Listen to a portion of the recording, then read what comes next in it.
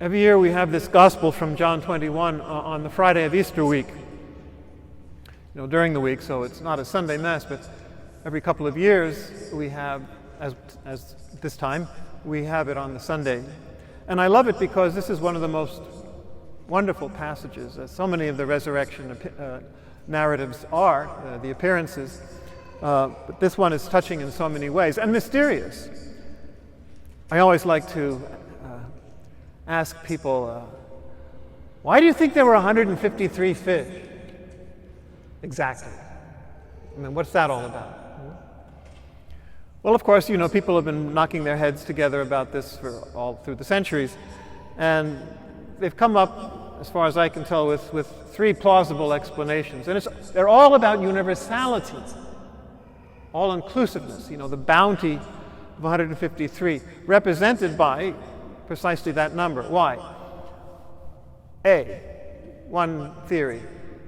In Pliny the Elder's Roman writers' list of species that were known at the time, there were 153. So it represented all the creatures of the world. Of course, now we know there are many, many, many more species than that. Although for how long, I don't know, the way things are going. Second, this is the mathematical explanation. 1 plus 2 plus 3 plus 4 plus 5 all the way up to 17 inclusive is 153. So it's another way of saying everything. Everything multiplied or added together. The other one is scriptural. There's actually a passage in Chronicles where it says that Solomon, when he was building his temple, numbered the aliens in the land and who were building the temple for him, and there were 153,000. So it represents all the people that are called to share in the kingdom and worship at the new temple, which is Jesus himself. So it is about universality, and that's a hallmark of Christianity and of any authentic spirituality, that it is universal. And every time our religion or any religion gets all narrow and tribal, it's only these few people who get in, well then it's gone wrong. And this universality is symbolically communicated in other ways too in today's readings. But even Jesus' appearance is a reminder that we've gone beyond the narrow particularity of pre-resurrection life. God, they didn't recognize him. I mean, you might say at first it was because he was on the shore and they were out on the lake and they couldn't tell who it was. But that's not it. Because when they were sitting there at the charcoal fire a couple of feet from Jesus, notice what it says. Nobody dared ask him, "Who are you?" Well, why would they even need to if it was Jesus? Because he wasn't the same as before. The resurrected Jesus, as we saw in other resurrection appearances, is not necessarily or easily recognized, just as like today, when we don't recognize him even though he's all over the place. But he is all over the place, that's the point.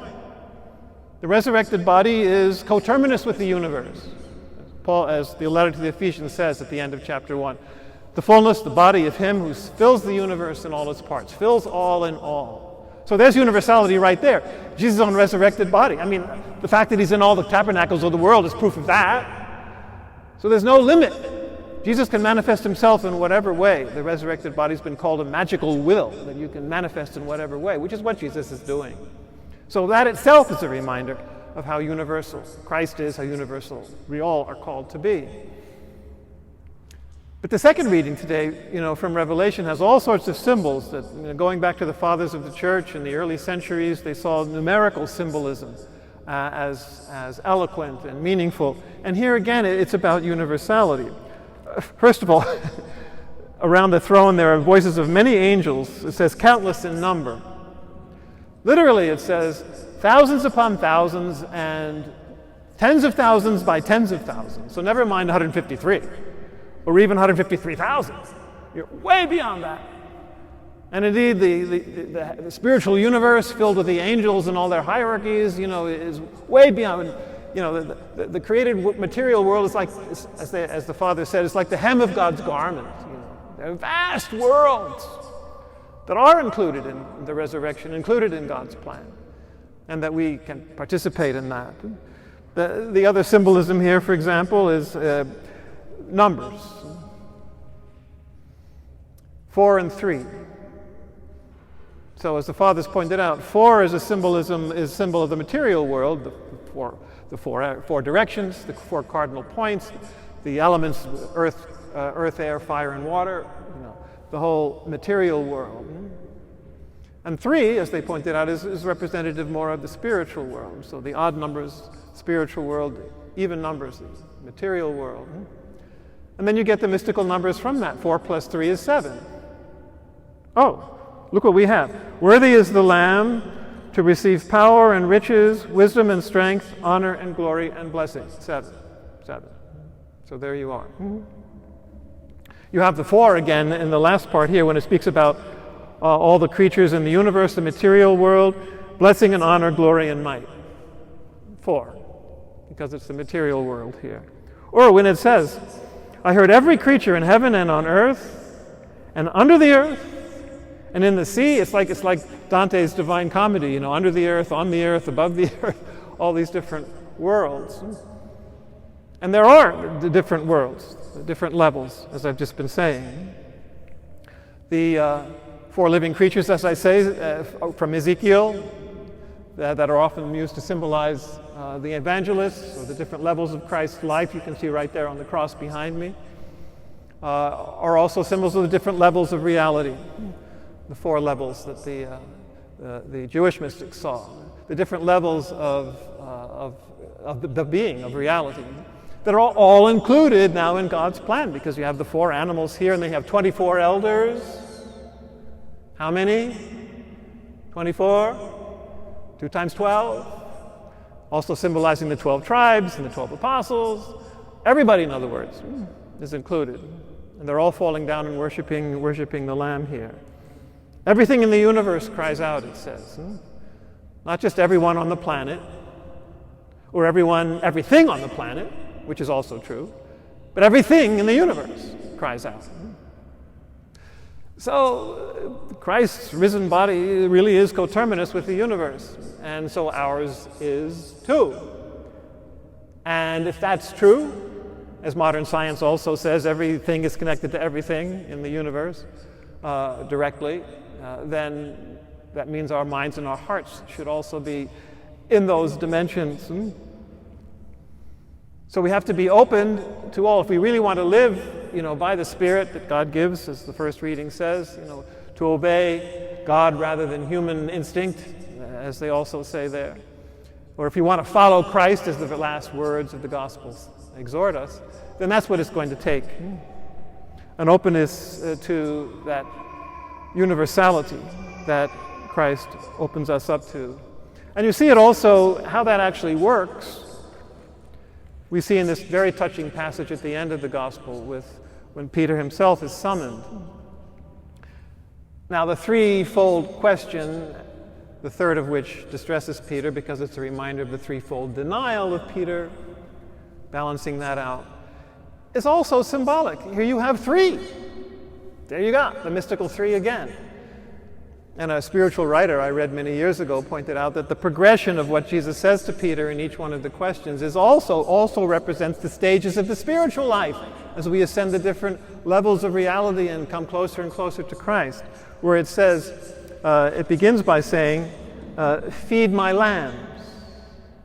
So the lambs are the spiritual babies that are just starting their spiritual journey. The second level, it says, tend my sheep.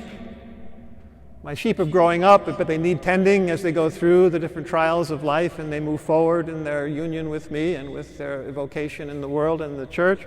And then finally it says, feed my sheep. My sheep are mature and they're just nourished constantly by everything and everyone, and they nourish constantly everyone and everything, because that's what Christ does in the Eucharist and by the grace of the Spirit and by his presence in everyone and everything. So that's quite a job. And how do we be attentive to it? Well, this is the best secret of all. because it's in plain sight and very accessible.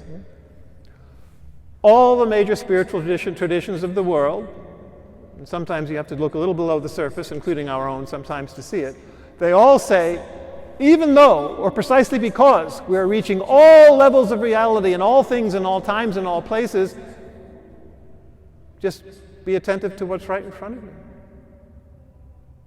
Ordinary daily activity is the doorway to infinity. All the traditions say this, and including our own, as is clear from this very passage in the Gospel, right? How does Jesus reveal himself in all his resurrected glory? He makes them breakfast. So how do you want to contact Christ in all his resurrected glory? Make breakfast. Best of all for others, for your family, for your friends. Have a meal together, as Jesus does countless times in the resurrected appearances, does he not? Just to remind us that he, in all his magnificence and all his interconnectedness, is accessible in the simplest and humblest daily activities. Or as he says about recognizing him in the hungry and the thirsty and the poor and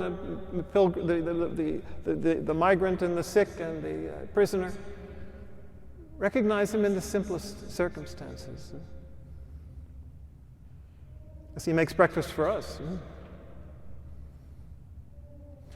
One of my early retreats in religious life, my earliest one, in fact, as a Jesuit novice, the older Jesuit who was giving it said that he found the line in this gospel one of the most beautiful in the whole New Testament, where it says, as day was breaking, Jesus stood on the beach.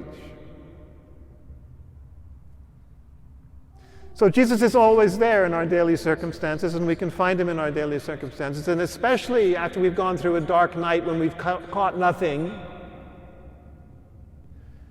The day that is he himself, the eternal day of the resurrection, he will dawn. And he'll be standing on the beach, right there at the edge of the turbulent waters. He's there as day is breaking, as his sun is breaking, the sun, S-O-N, S-U-N. He is there. So in every circumstance of our life, no matter how dark or how consoling or how simple or how complex, the Lord is there, and he connects us in that moment to our life, to our heart, to everyone and to everything, and above all to himself. And what is that connecting force? Do you love me? Yes, Lord, you know that I love you. Yes, Lord, I know that you love me. It's that exchange of love which binds us all together, which is what makes all things and all times of all places connected. Love. And it created in the image of God, who is love, the Trinitarian love, who gave his only Son to the world as a sign, as a proof of his love and a pledge of his love. The great Jesuit mystic, contemporary Teilhard de Chardin, who was a great scientist as well as a mystic, said, the fundamental force in the universe is love. How do you think an atom holds together? How do you think the different atoms, A-D-A-M, hold together? How do you think galaxies hold together in their spiral? What is what that draws things to each other? Gravity itself. Attraction, love between people and beings. That's what makes it possible to be universal, because everything is connected through love. So as the Lord appears on our beach when the day is breaking, let him ask us, do you love me? Let him give us our mission to feed the lambs, to make breakfast for one another, especially for those who are most hungry and thirsty. If you want to be connected, that's all you need to do. And the Lord is there with you, saying to us, come, have breakfast.